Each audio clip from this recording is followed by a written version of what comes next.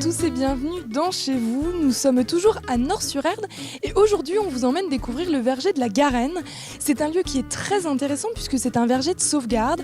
En fait, cela veut dire qu'ici on trouve des anciennes variétés de pommes et de poires qui auraient pu tomber dans l'oubli. Ce verger, il a été créé il y a 30 ans par des passionnés et justement, ils nous attendent pour nous faire une visite qui, je sens, va nous donner la pêche.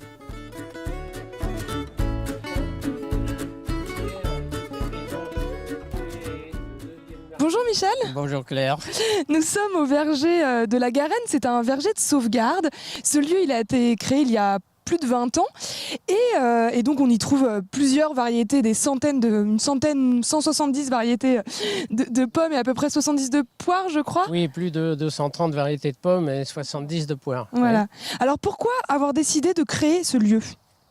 Et ce lieu a été créé à l'époque où une partie des gens de la campagne sont arrivés à la retraite et on pensait que le déboisement, l'arrachage des haies, le remembrement, l'arrachage de tous les pommiers, le non-entretien d'un certain nombre d'édifices, disons, dans le monde rural, comme les calvaires, entre autres, ou d'autres édifices, ça méritait d'être disons, réhabilité et entretenu. Et dans notre cas, nous, au niveau agricole, c'était plutôt la sauvegarde des variétés. Et à l'époque, les intervenants étaient plutôt des gens sensibilisés en arboriculture, qui étaient intervenants en arboriculture. D'accord. En fait, c'est une façon que ces variétés ne tombent pas dans l'oubli, en fait. Parce qu'elles étaient en train de tomber dans l'oubli, elles étaient en train de petit à petit disparaître. Elles étaient en train de disparaître. Mais ces variétés ont des qualités génétiques de résistance à un certain nombre de maladies et d'insectes et aussi de bonne conservation. Et donc les anciens avaient choisi des variétés qui étaient tenaces et qui pouvaient se conserver dans les greniers, dans les tas de blé ou en silo, dans les tas de paille et qu'ils mettaient en consommation au fur et à mesure de leurs besoins, en particulier en hiver. Alors comment ça s'est passé, comment ça s'est organisé ce verger ici ? À l'époque, les intervenants du Paysan nantais ont fait appel aux retraités du monde rural pour leur demander s'ils avaient dans leur jardin ou dans leur site de vie donc des variétés qui étaient intéressantes de sauvegarder.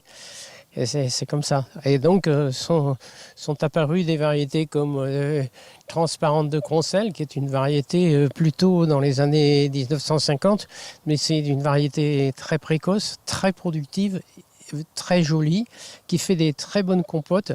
Et c'est des variétés qui ont été replantées après les années 50. Alors pourquoi c'est important d'avoir beaucoup de variétés de pommes et de poires ? Parce que ça, on parle de la biodiversité, tout ça, mais en quoi c'est important ?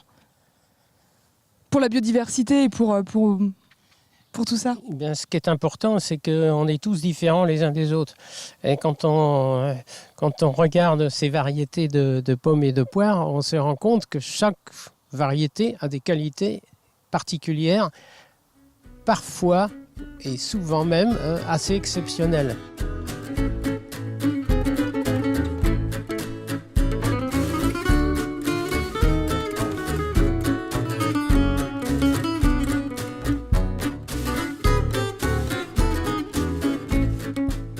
Bonjour Gabriel. Bonjour Claire. Alors là, on se trouve dans une autre partie du verger. Là, c'est plus les variétés anciennes. Ce sont plutôt des variétés qui ont été mises ici avec un porte-greffe beaucoup plus vigoureux, de façon à montrer une autre façon que vous venez de voir là. D'accord. Une autre façon de culture. Mais ce sont que des variétés anciennes, sauf on doit avoir une Gold Rush là-bas, qui est plutôt une variété récente, celle-là. Alors, ça fait combien de mètres carrés ici ? On est sur combien de mètres carrés ? La commune de Nord nous a alloué 3500 mètres carrés. Qu'est-ce que vous en faites ensuite des pommes ? Les pommes, on peut les acheter ? La vente des pommes, c'est pas le but premier du verger, mais enfin, on en vend quand même. Le 22 octobre, donc le jour de la porte ouverte, nous mettons nos pommes en vente, celles qui sont cueillies. Mais il en reste encore après. Alors, mais après, les gens qui passent ici nous en achètent une caisse ou deux. D'accord. Mais il ne nous en reste pas beaucoup. Et surtout, on fait un bon jus de pomme avec le reste après. Ah, quand même. Où on a au moins 50 ou 60 variétés dedans.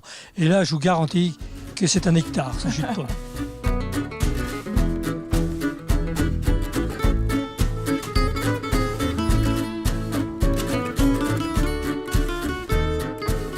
C'est la fin de ce Chez vous.